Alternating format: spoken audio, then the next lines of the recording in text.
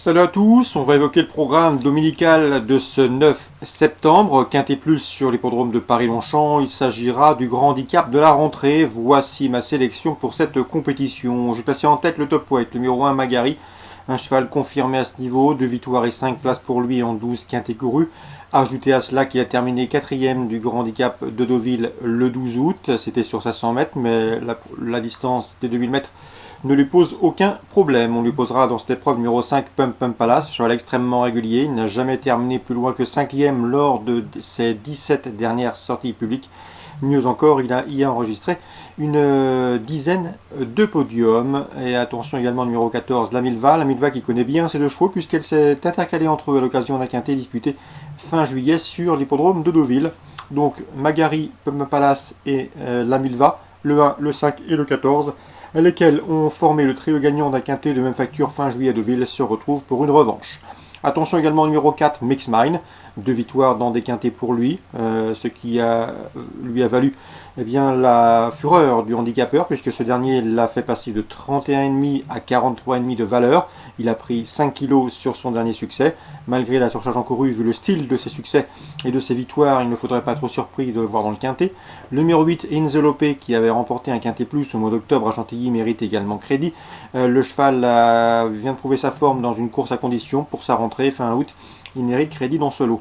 Le numéro 3, c'est Zouk. Elle aussi a déjà remporté son quintet. D'ailleurs, elle compte une victoire et une place en 2 quintets courus.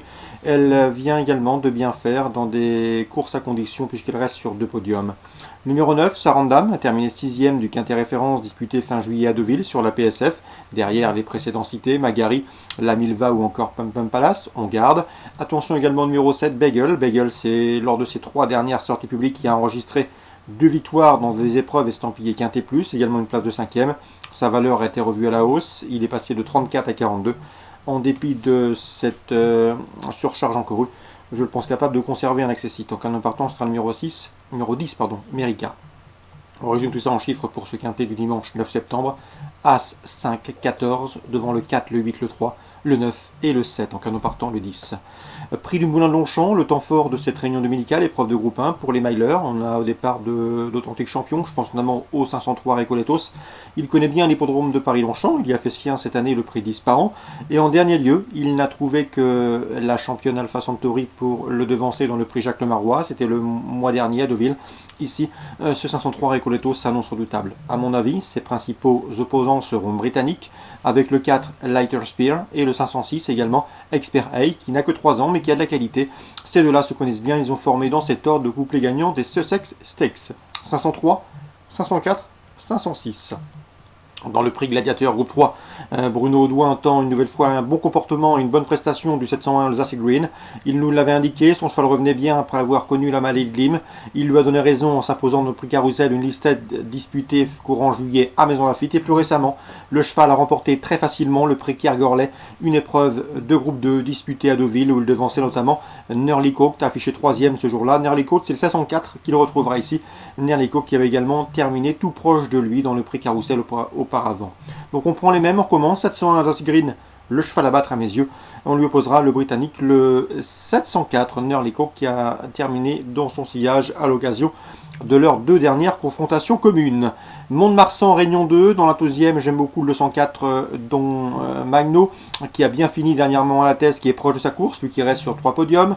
Le 301 également, Golconda, c'est une bonne pouliche de 2 ans. Elle a débuté victorieusement à la test, elle a répété dernièrement en se classant 2e à Dax, elle mérite crédit dans ce lot.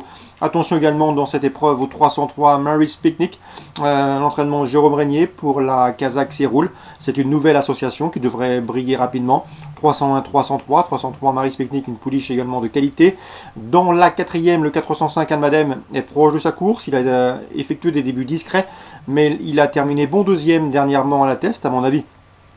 Son jour est proche, lui qui devrait pouvoir s'illustrer et s'imposer dans cette course. À Auch, en Réunion 3, j'aime beaucoup et je vous conseille le 303 Cap de Narnon. J'ai eu l'occasion de m'entretenir avec Denis Brossard, son entraîneur récemment.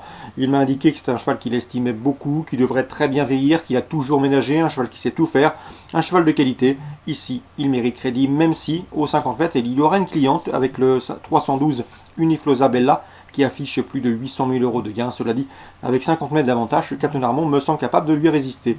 303 Cap de Narmont, jolie marche poursuite attendue avec le 312 Uniflosa Bella.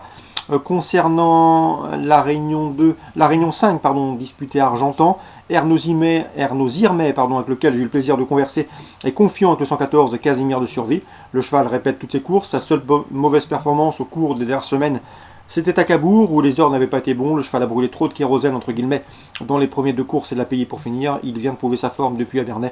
Il est au top, un bon droitier, et il devrait pouvoir s'illustrer. Il est également optimiste avec le 312 Elixir Train, un cheval de qualité qu'il ne faut pas courir régulièrement. Un cheval à grande action, un grand modèle qui a besoin d'espace entre les courses pour bien récupérer. On ne peut pas l'entraîner comme on veut, mais c'est un cheval qui a du potentiel, et dans ce lot, il ne faudrait pas être trop surpris de le voir s'illustrer dès cette course de rentrée. Donc Ernaud Zirmet avec le 114 et le 312, c'est pas mal. Concernant la cinquième, Gaëtan Ligeron vise la victoire avec le 504 Colibri Madric, c'est une course visée. Sa dernière sortie à l'attelé avait pour but de le maintenir en condition en vue de cet objectif. 504 Colibri Madric, un excellent droitier. On lui opposera en priorité le 503 Napa Valley qui reste sur un succès dans la discipline, c'est-à-dire sous la selle, sur l'hippodrome de la Capelle, c'était le mois dernier. Concernant la 8e, attention également 804 Estérel du Rib, qui avait terminé deuxième sur ce tracé courant juin, qui me semble ici en mesure de se mettre en évidence. On résume tout ça pour Argentan Réunion 5, le 114, le 312, la 5e, deux chevaux en priorité, le 4 et le 3, et la 8e, le 4. Voilà pour les nombreuses infos de ce dimanche 9 septembre. Excellent jeu à tous, bon week-end, rendez-vous à très bientôt sur Direct Course.